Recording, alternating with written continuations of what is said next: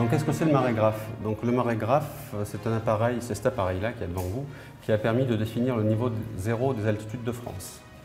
Je dis bien de France. Donc à l'époque, ils ont choisi d'implanter le marégraphe à Marseille parce que sur la Méditerranée, il y a beaucoup moins de tempêtes que sur l'Atlantique, il y a beaucoup moins de marées, il y a rarement des tsunamis. C'est implanté également sur un rocher qui est solide et sain, donc qui ne s'enfonce pas, ça ne bouge pas, il n'y a pas de problème de stabilité. Il y a très peu d'apports d'eau douce qui viennent modifier la salinité de l'eau, donc du coup la hauteur de l'eau. Donc le choix était totalement judicieux. Alors comment cet appareil fonctionne? D'un côté on a la mer. En partant de la mer, on a une galerie souterraine avec une série de filtres qui laisse passer l'eau mais qui évite aux corps flottants de rentrer dans la galerie. Et cette galerie-là amène à un puits de tranquillisation. Donc, dans ce puits de tranquillisation qui a sous ce gros cercle en bois, on a un gros flotteur qui fait environ une trentaine de kilos et qui est relié à l'appareil par un fil. Donc ce fil, on rentre dans le fonctionnement de l'appareil. Ce fil, donc le niveau de l'eau, donc la marée, est relié à cette poulie. Cette poulie, avec le système de pignon, fait déplacer horizontalement cette crémaillère.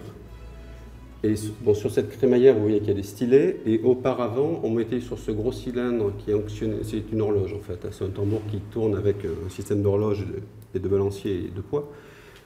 On mettait auparavant donc les marégrammes, c'est-à-dire les diagrammes d'enregistrement des marées.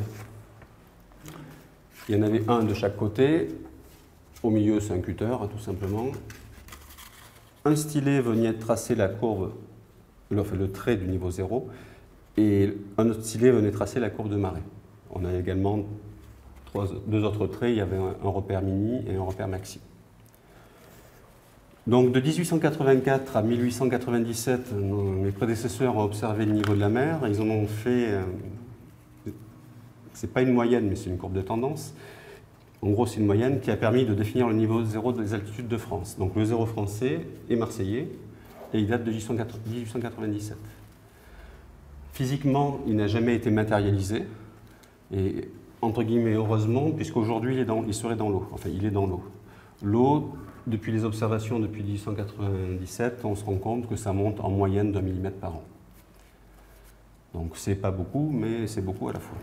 Alors je ne suis pas un scientifique, je ne suis pas un chercheur, la marée c'est pas trop mon domaine, moi je suis plutôt dans l'informatique. On entend parler à la télé de fonte des glaces, réchauffement de la planète, effet de serre, etc. Je ne sais pas si c'est lié, mais en tout cas, ça monte. À Marseille, l'eau, elle monte. Bon, si elle monte à Marseille, elle monte partout ailleurs aussi. Au niveau de l'appareil, je reviens un peu sur l'appareil. Il y a eu 3 exemplaires de cet appareil qui ont été fabriqués. Les 2 autres, il y en avait un qui était en Espagne, à Cadiz, et un autre au nord des Pays-Bas, sur une île, l'île d'Helgoland, qui est une base militaire. Et ces 2 autres appareils ont été détruits. On ne sait pas ce qu'ils sont devenus. Sûrement détruits pendant la Seconde Guerre mondiale pour faire des armes. Donc le niveau zéro, lui, physiquement, personne ne l'a jamais vu, il n'a jamais été matérialisé. Par contre, en 1897, on a implanté dans le sol de la pièce qui est en dessous, un repère, c'est le repère fondamental du nivellement général de la France. Donc lui, il est à 1,66 m par rapport au niveau zéro. Bon, ça tombe bien, il n'est plus dans l'eau, il ne sera jamais dans l'eau, enfin, un jour peut-être, mais on n'y est pas.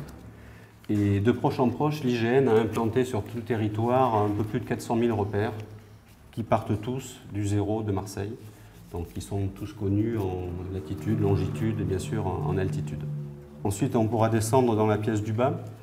Donc, par contre, quelques consignes. Alors attention, l'escalier est très, très étroit. En remontant, en fait, l'escalier n'est pas très haut non plus, donc attention à la tête. Dans la pièce en dessous, vous verrez dans le sol donc, le repère fondamental qui est sous un disque en plexiglas. Et vous verrez également le puits dans lequel on voit un gros flotteur de 30 kg qui monte et qui descend, mais bon, à l'œil nu, vous ne pourrez pas le voir. Alors attention, surtout, il y a 3 fils. Hein. Il y a 2 fils de compensation sur le côté et un... Bon, c'est tout ça au niveau du puits. Ne touchez pas, s'il vous plaît, les fils.